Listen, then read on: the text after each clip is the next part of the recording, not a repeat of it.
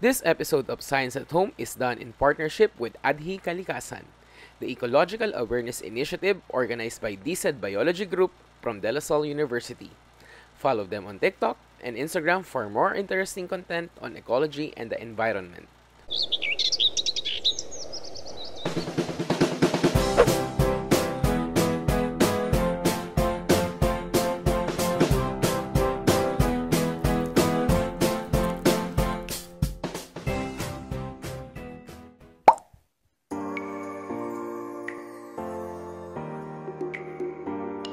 Hi everyone! Welcome back sa Science at Home at ngayon ay aalamin natin kung ano ba ang mga common na ecosystems dito sa Pilipinas. In particular, what are the terrestrial ecosystems? Ngayon, alamin natin kung ano ang mga ito. Kaya tara, samahan niyo ako!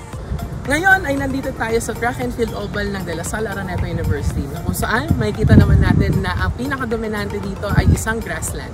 Ang grassland ecosystem ang pinakakilala at pinakatanyag sa mga ecosystem dito sa Pilipinas. In fact, alam naman natin na ang karamihan ng mga pagsasaka at mga sakahan natin sa bansa ay binubuo ng mga grass field. Ngunit ano nga ba ang isang katangian ng isang grassland ecosystem? Alamin natin ito.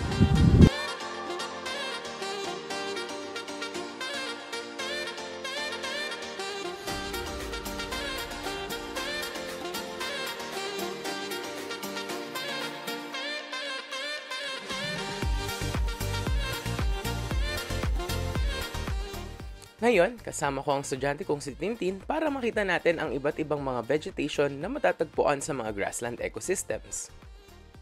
Ang mga grasslands ay dominated ng mga iba't ibang uri ng mga grasses, kagaya sa example dito sa DLSAU na Paspalum conjugatum o ang Carabao grass ang pinakadominante. Ang mga grasslands ay binubuo rin ng iba't ibang maliliit na uri ng mga shrubs kung saan ang mga shrubs ay namumuhay lamang sa mababang nutrients, hindi kagaya ng mga puno.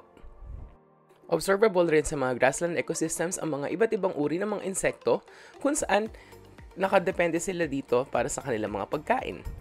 Ito rin ang dahilan kung bakit mataas ang vegetation amount ng mga grasslands. Makikita rin natin dito na ang mga grasslands ay nakadepende rin sa mga grazing o sa pagkain ng mga iba't ibang mga herbivores, kagaya nitong goat na nakita namin habang pinapakain ng mga veterinary students. Mahalaga ang grazing sa mga grassland ecosystems dahil ito ay nagbibigay ng karampatang organic matter para sa kanilang mga soils. Ito rin ang dahilan kung bakit ang mga ecosystems ng grasslands ay ang pangunahing ginagawang agricultural areas. Dahil dyan, minabuti kong kumuha ng mga soil sample para malaman kung ano ang soil textural class ng nasabing ecosystems. Dadalhin natin ito mamaya sa laboratory para malaman natin ang kanilang soil texture class.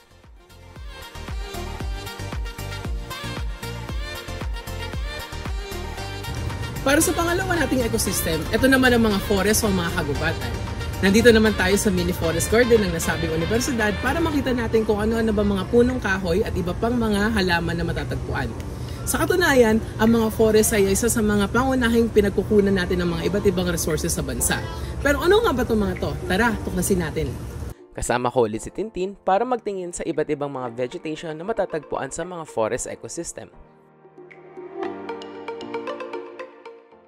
Ang mga pangunahing katangian ng mga forest ay ito ay binubuo ng mga iba't ibang mga punong kahoy. Ang mga woody trees o mga punong kahoy ay nagbabari depende sa laki at sa kanilang environment. May mga maliliit at meron ring mga malalaki. Ito rin ay palatandaan kung gaano nakatagal ang isang gubat. Ang mga puno kagaya nito na may maliit pang mga diameter ay yung mga kadalasang mga batang puno. Ito ay bumubuo sa mga understory layer na binubuo ng mga young herbs, shrubs at ibang mga bushes. Sa paglaon ng panahon, lumalaki ang mga diameter sa mga puno kagaya nito at mas tumataas sila at ito ang bumubuo ngayon ng mga canopy layers. Ang mga canopy layers ang pinakamakapal na layer at bumubuo sa mga iba't ibang mga flora at fauna sa mga puno.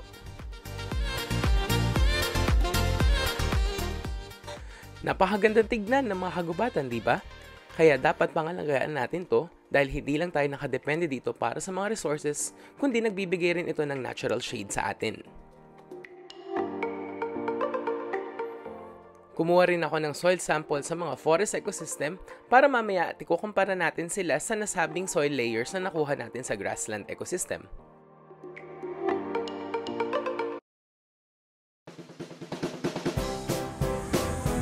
Ngayon na nakakuha na tayo ng soil samples mula sa dalawang ecosystems, pumunta na naman tayo sa laboratory para malaman natin ang kanilang soil texture. At ayun ay sa susunod na episode ng Science at Home. Hanggang sa muli, paalam!